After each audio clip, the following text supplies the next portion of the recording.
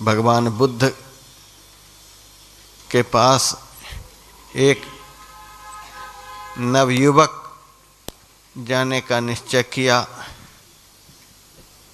तो उनकी धर्मपत्नी कहती है, ठीक है, तूने अच्छा निश्चय किया है, जाओ, लेकिन मुझे भी कभी कभी याद कर लेना। नवयुवक चला गया। भगवान बुद्ध के भिक्षु संघ में वह दाखिल हो गया, ध्यान वगैरह लगाने लगा। 12 साल तक ध्यान भजन किया, लेकिन ध्यान में मन नहीं लगा।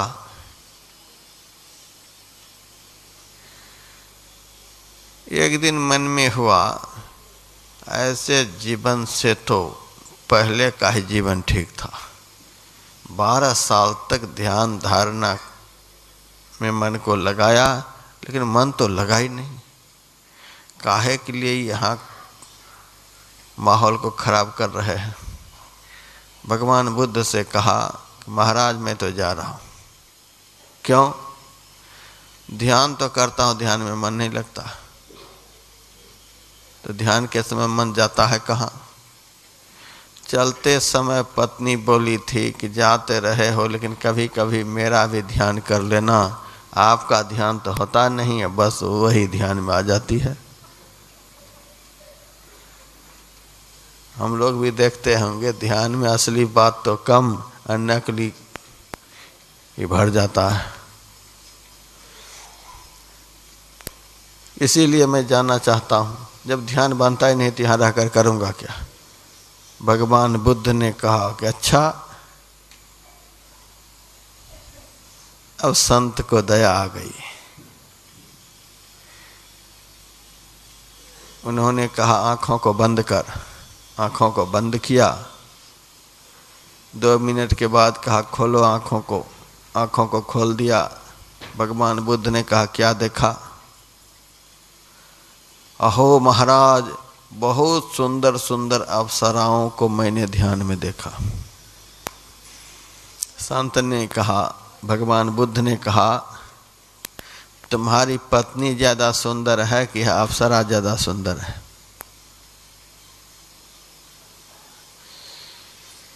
उस भिक्षु ने कहा, ध्यान में जिस अप्सरा को मैंने देखा, उस अप्सरा के चरण में जो सौंदर्य था, वह हमारी पत्नी के मुंह में भी नहीं। इतनी सुंदरी है? कहा हाँ।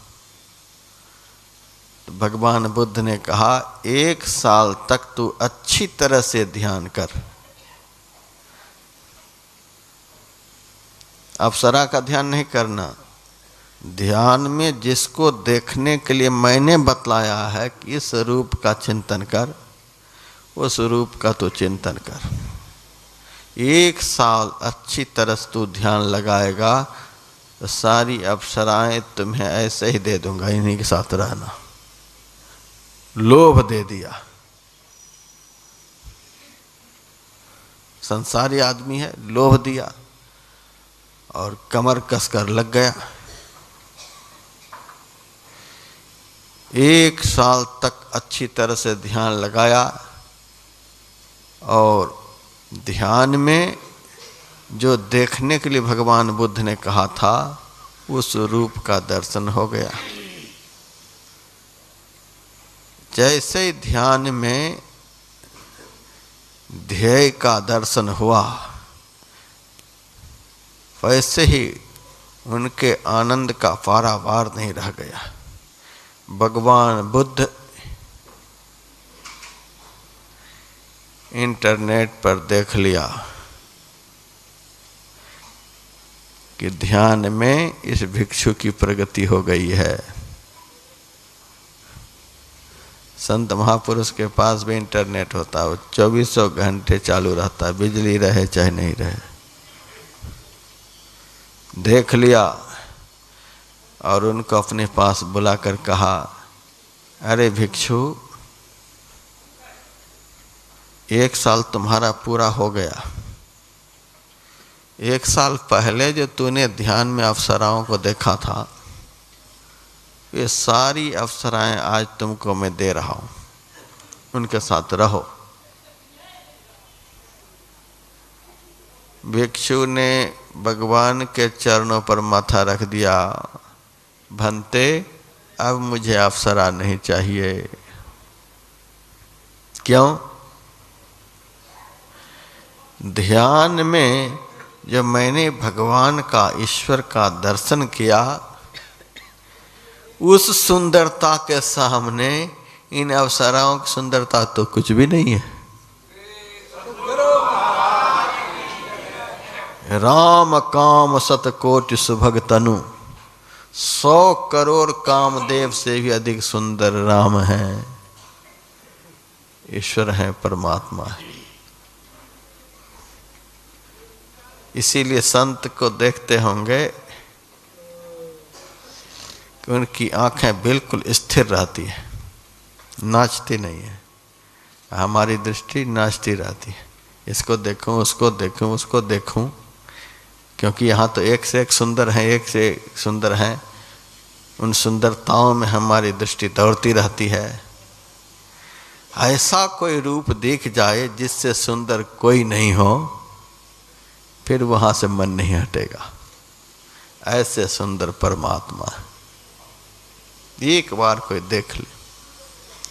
उस भिक्षु ने कहा, महाराज अब हमें अप्सरा नहीं चाहिए, अब तो बस जो मिलना था सो मिल गया। तो वह राजा भी संत से ध्यान करने की विधि सीखकर ध्यान लगाने लगा। मन में है कि बढ़िया से ध्यान कर लूँगा तो जल्दी संत खुश होकर के सोना दे देंगे। खूब मन लगाकर ध्यान लगाया और ध्यान करते करते उन्होंने अंदर में उस संत का दर्शन किया जिन्होंने ध्यान करने के लिए बतलाया था। संत का दर्शन हुआ। फिर उन्होंने ध्यान में अंदर में प्रकाश का दर्शन किया। अंदर के प्रकाश का दर्शन जब हुआ तो वह अंदर से तृप्त हो गया। इस संत ने भी ध्यान में देख लिया कि यह राजा ध्यान में प्रगति कर गया है, ध्यान में बहुत कुछ देख लिया है। अब एक दिन उनको बुलाया, अरे राजा तू तो मेरे पास सोना के लोभ में रह रहा था, आज ले आ, 40-50 क्विंटल को कौन कहे, तुम्हारे राज्य में जितना लोहा है सब ले आ मेरे पास, सबको मैं सोना बना दूंगा। वह राजा हाथ जोड़ लिया, महाराज अब मुझे सोना नहीं चाहिए। क्यों? महाराज ध्यान में जो मुझे दर्शन हुआ, ध्यान में जो मुझे प्राप्त हुआ, उससे जो हमारे मन को आनंद हुआ है, उससे जो हमारे मन को सुख मिला है, उससे जो हमारा मन परितृप्त हुआ है, मुझे नहीं विश्वास है कि तीनों लोकों की संपदाओं को पाकर भी मेरा मन परितृप्त हो सकेगा। इसीलिए कहा यल्लब्ध्वा पुमान् तृप्तो भवति सिद्धो भवति अमृतो भवति आत्मा रामो भवति नो किंचित वांछति, कुछ भी इच्छा नहीं रह जाती। आप लोग उसी चिंतामणि को पाने के लिए यहाँ आए हुए हैं। दुनिया के किसी भी देश में वह चिंतामणि नहीं है, उसको पाने के लिए यहाँ आप लोग आए हुए हैं।